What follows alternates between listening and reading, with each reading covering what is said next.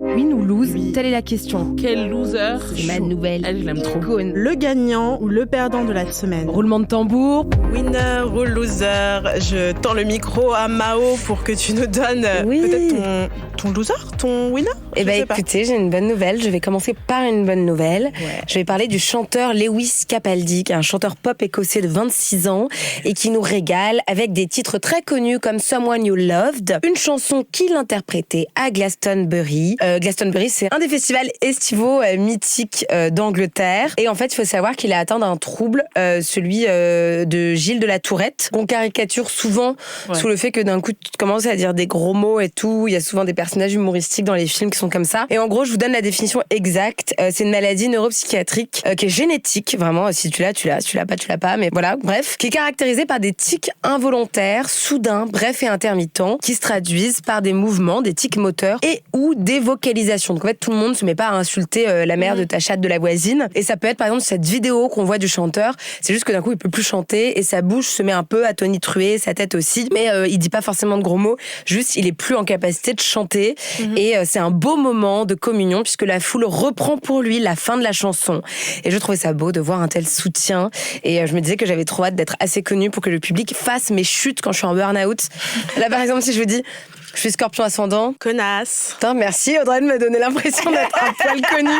Je commence à la connaître, hein. Faut qu'être heureuse, trop touchée. Tu parles souvent d'ailleurs Audrey de la santé mentale des artistes qui est à prendre au sérieux. Et quand on est dans une suite de contrats qui s'enchaînent, en fait, on ne peut pas dire non. Et c'est pour ça que Lewis Capaldi, ça fait déjà plusieurs fois que dans des interviews, il dit qu'il pense à arrêter sa tournée, mais en fait, il arrête parce que c'est des millions d'euros à chaque fois à rembourser et que des gens comptent sur lui, enfin bref, etc. Et par exemple, en février dernier, déjà en Allemagne, il lui est arrivé la même chose, il avait été pris de tics incontrôlables. Et là, il avait dit, franchement, honnêtement, je suis presque prêt à arrêter ma carrière pour ma santé mentale et physique. Et écoutez, ce dernier événement l'a aidé à prendre cette décision puisqu'il devait faire une tournée qui était quasiment à guichet complet jusque fin octobre. Et il a dit nine. Et je lui souhaite de prendre soin de lui et d'aller mieux. Et bravo d'avoir pris cette décision. Voilà, pour contrebalancer, peut-être, Audrey, aurais-tu un loser ? Ouais. Alors moi, le loser, c'est un chanteur, mais du coup, je prends l'autre versant du truc. Marilyn Manson.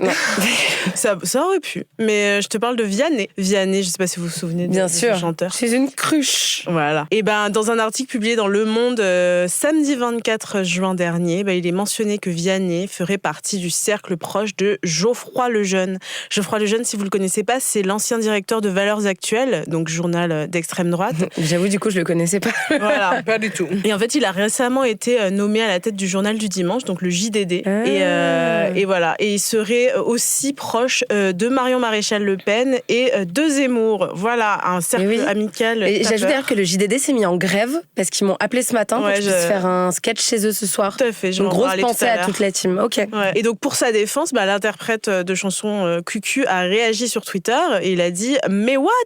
Dans ce métier où je croise le tout Paris, j'ai pu parler avec des gens de tous bords.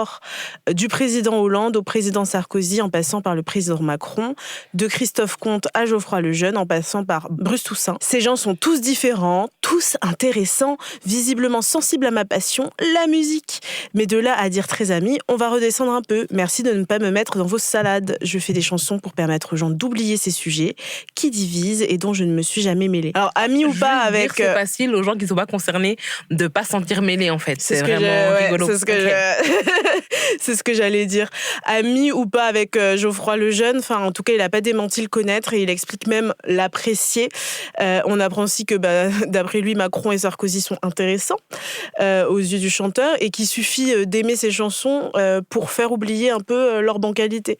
Donc, et comme tu le disais tout à l'heure, les gens en général qui disent qu'ils n'aiment pas la politique, qui ne parlent pas de politique, qui ne se mêlent pas de politique, c'est des gens privilégiés qui n'ont pas forcément besoin d'en parler parce que justement la politique les favorise, la Ouais, société c'est ça. les favorise. Et quand ton existence est marginalisée, t'es bien obligé de t'en mêler. La quoi. politique, elle fait partie de ta vie, en fait. T'as pas le C'est choix. ça, ta vie est politique. Mais oui, comme tu le disais, Mao, tout à l'heure, du coup, le JDD est en grève. Vendredi 23 juin, le groupe Lagardère a officialisé la nomination du coup de Geoffroy Lejeune en tant que directeur de la rédaction du JDD.